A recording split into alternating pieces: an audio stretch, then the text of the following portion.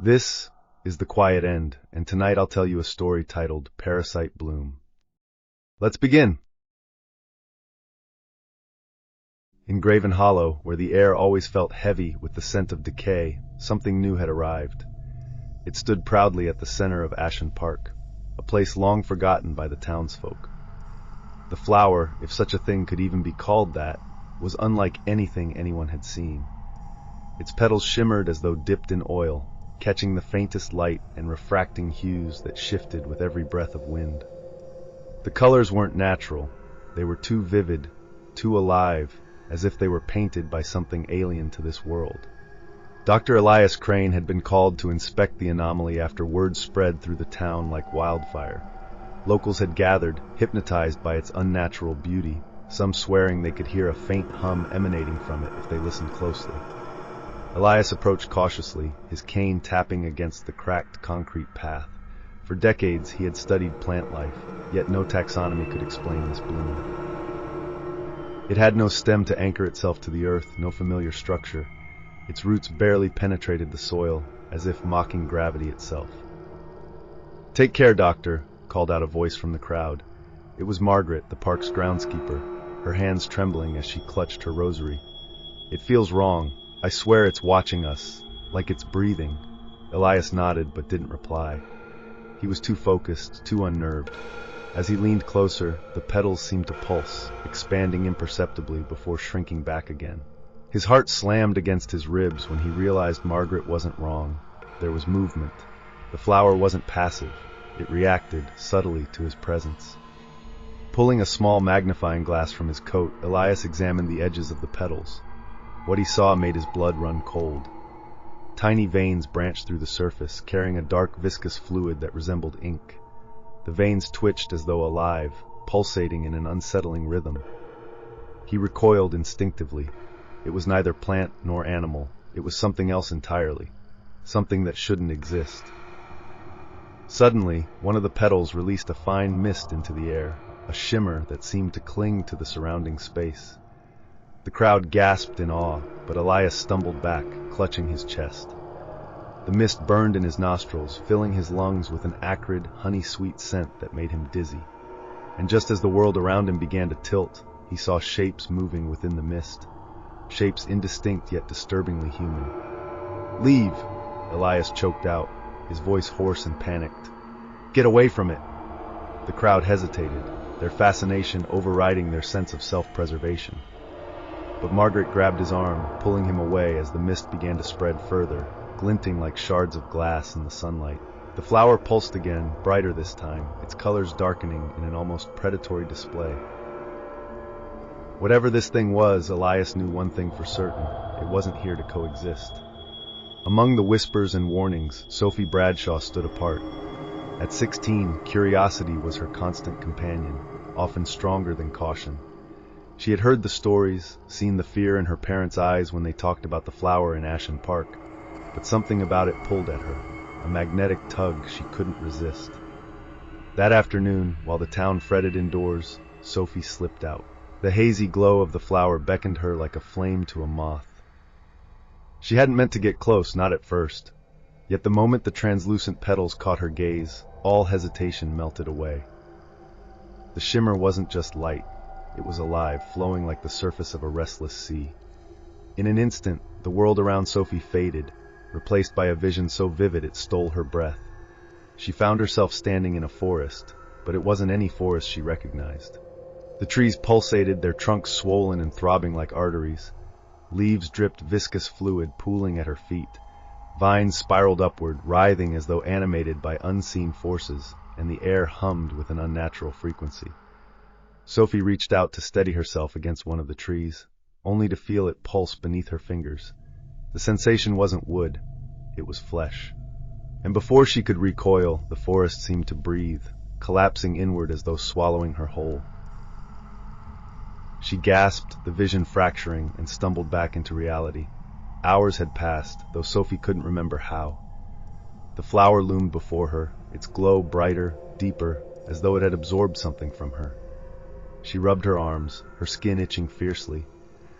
At first, she thought it was an allergic reaction, but as she looked down, her stomach turned. Underneath the surface of her skin, green lines snaked outward, curling and branching like vines. By the time Sophie made it home, panic had set in. Her mother's scream echoed through the house when she saw the blisters erupting across Sophie's face and arms, each one bulging before splitting, revealing thin shoots of emerald growth. Her father tried to pull the vines away, but they resisted, snapping back into her flesh as if rooted deep within. Sophie's body convulsed, her breathing shallow as the transformation continued. "Call Elias Crane," her father shouted, his voice shaking. "He'll know what to do." But Elias's warnings echoed in Sophie's mind even as her vision blurred. The flower wasn't here to coexist. Dr. Elias Crane's warnings fell on deaf ears. The townsfolk of Graven Hollow, despite their growing unease, found themselves inexplicably drawn to the bloom in Ashen Park. Its hypnotic shimmer seemed to bypass logic, silencing fear and amplifying curiosity. One by one, against better judgment, they approached, lured by whispers that perhaps only they could hear. George Pritchard, the town's butcher, was one of the first to succumb. His wife found him standing in their kitchen at dawn, staring blankly, his hands trembling. When she shook him, he muttered fragmented words in a language she didn't recognize. His eyes, bloodshot and hollow, were fixed on something unseen, and when she glanced down, she screamed. Tiny, leaf-like protrusions were sprouting from the edges of his lips, curling outward like parasitic buds. Within days, others began to exhibit similar symptoms. Martha, the school librarian, developed bark-like lesions along her arms and neck, the texture rough and cracked as if her flesh was transforming into wood. Children whispered that her fingers had begun to split at the tips, revealing the faint beginnings of sprouting stems. She denied it, of course, but her long sleeves couldn't conceal the truth for long. And then came the visions. Those who ventured too close to the flower described alien landscapes in horrifying detail. Harold Greaves, the mechanic, spoke of skies rippling with incandescent veins like the inside of a living creature. He described monolithic towers swaying unnaturally, their surfaces covered in blooming flowers that pulsed like beating hearts. Others talked of whispers, voices soft yet insistent, speaking in tones that twisted their minds with dread and longing. The language was unearthly, reverberating deep, as if spoken by the earth itself. Panic began to spread through Graven Hollow as more residents fell victim to grotesque transformations. Annie Marshall could no longer speak. Her throat had become a bed of blooming flowers, each petal stained with a sickeningly vibrant hue. Her cries were muffled, replaced by the rustling of leaves as the flowers fluttered with each laborious breath. Families barricaded themselves indoors, hoping to escape the pull of the bloom, but the whispers invaded their dreams, compelling them to return. Dr. Crane worked tirelessly to understand the phenomenon, studying samples of the afflicted, but the flower's secrets remained impenetrable. And as he watched the town sink deeper into chaos, one horrifying truth began to crystallize in his mind. The bloom didn't just grow, it spread. Graven Hollow had always been quiet, its streets lined with aging facades and whispers of forgotten history. But now, its silence carried a weight like damp earth pressing down on a coffin. The infection was no longer subtle. It consumed its victims with terrifying speed, transforming flesh into foliage that writhed as though alive. The afflicted began to congregate around the bloom, as if summoned by its pulsing glow. Their bodies were grotesquely altered, entwined with plant matter that twisted and curled through their skin. Harold Greaves was unrecognizable now. His chest split open to reveal a cluster of bulbous flowers that undulated with every breath.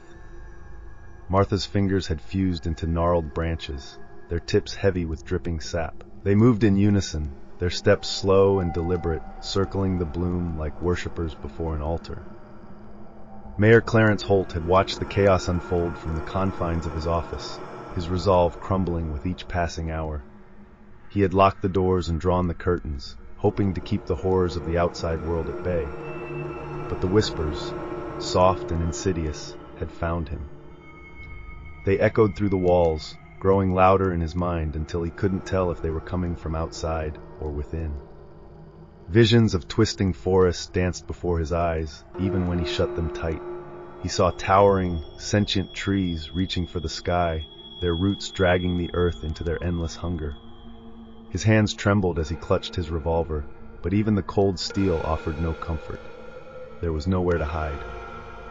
Outside, the town had transformed. The streets were deserted save for the hybrids, their plant-infused bodies rustling as they moved. The sound was unbearable, a constant dry whisper that carried an unnatural rhythm.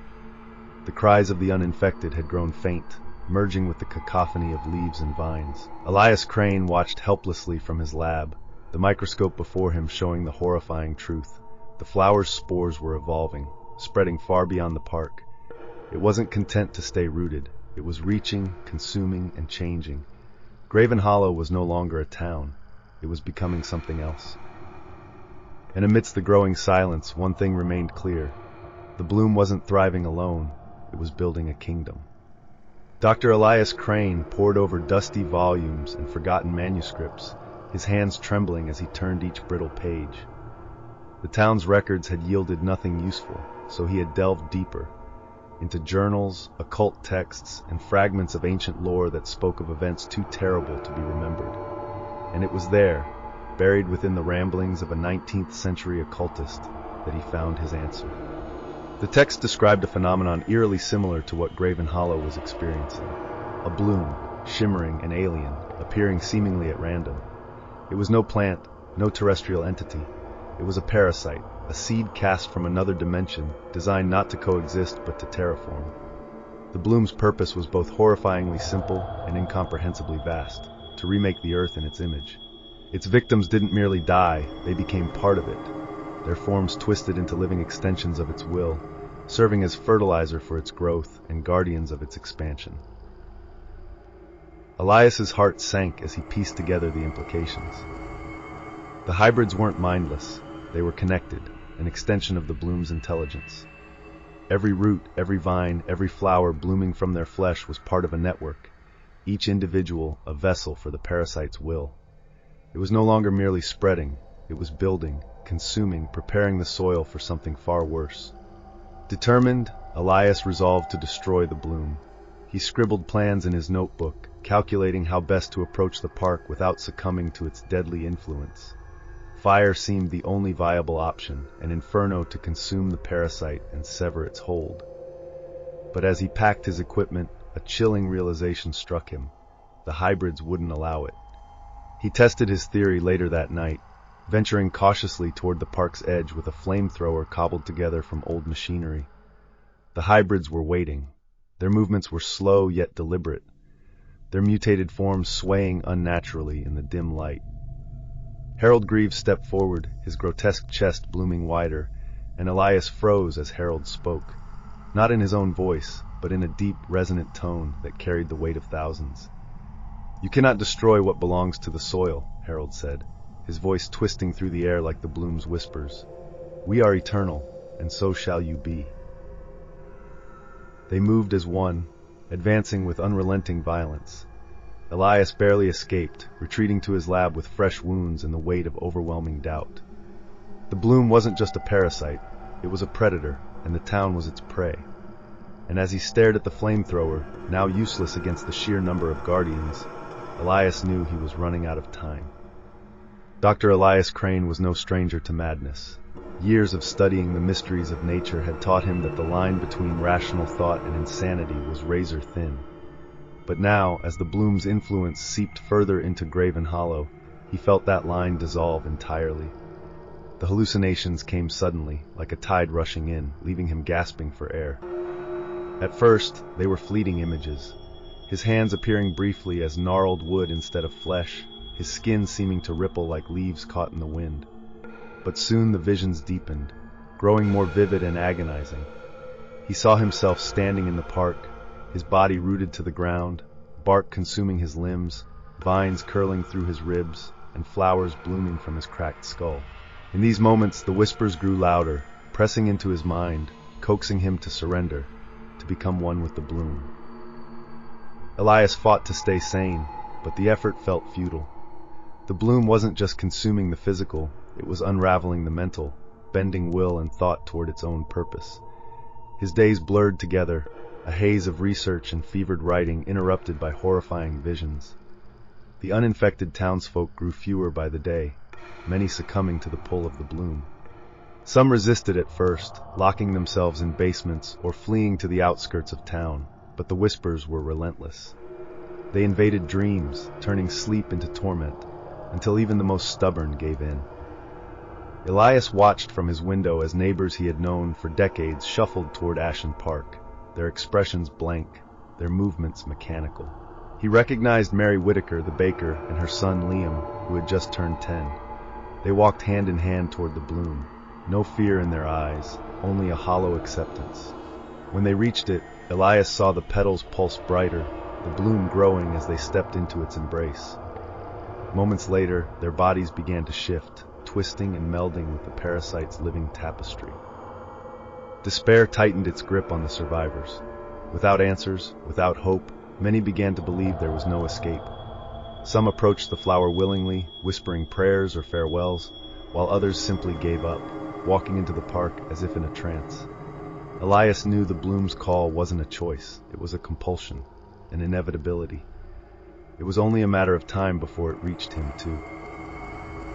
And yet, as the visions clawed at his sanity, one thought remained: if he couldn't stop it, then no one could.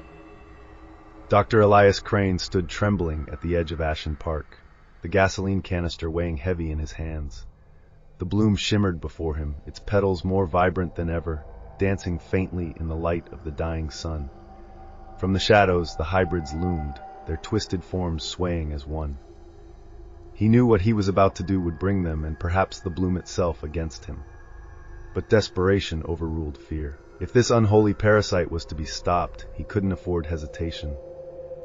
He moved quickly, pouring gasoline in a messy arc around the bloom's base, careful to keep his distance from its pulsing roots. All the while, the hybrids stared, their hollow eyes tracking his every movement.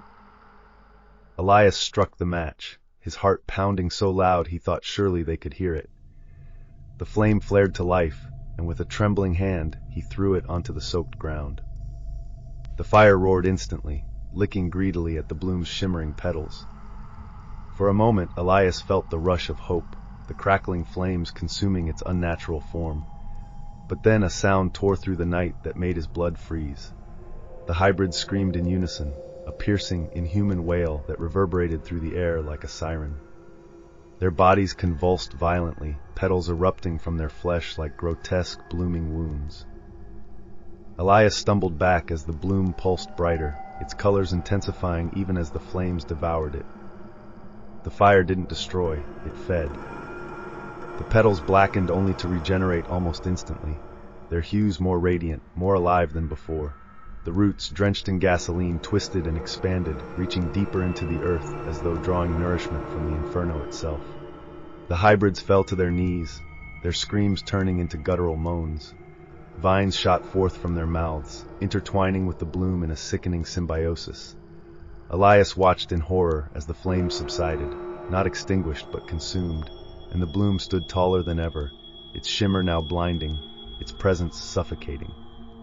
He collapsed to the ground, clutching his head as the whispers grew deafening.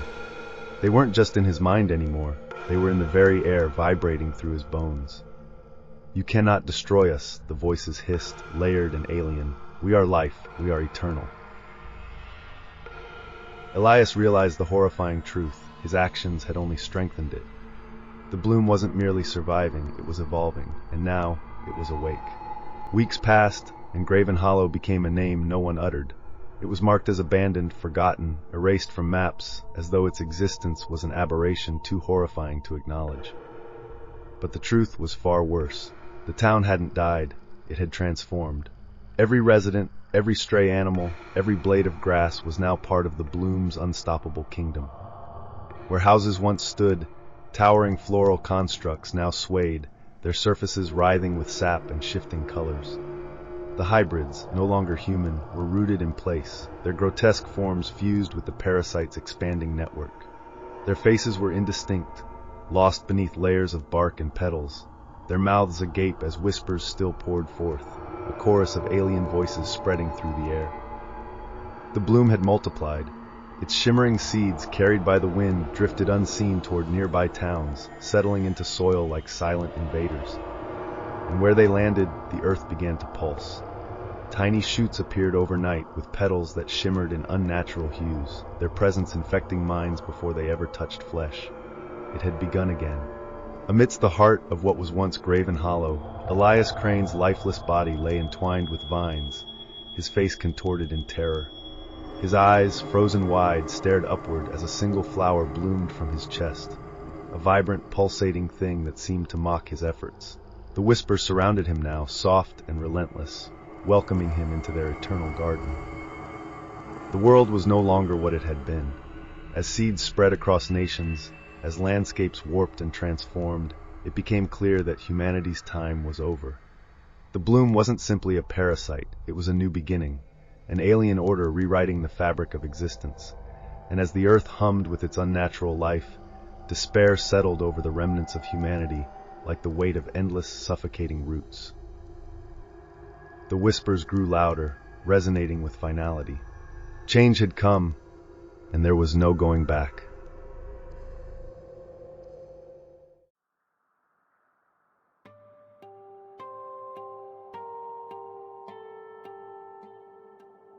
So tell me, dear listener, if the seeds of change drifted into your garden, would you nurture the bloom, or would it nurture you? Subscribe for more chilling tales, and hit the bell to stay in the dark. See you at the next Quiet End.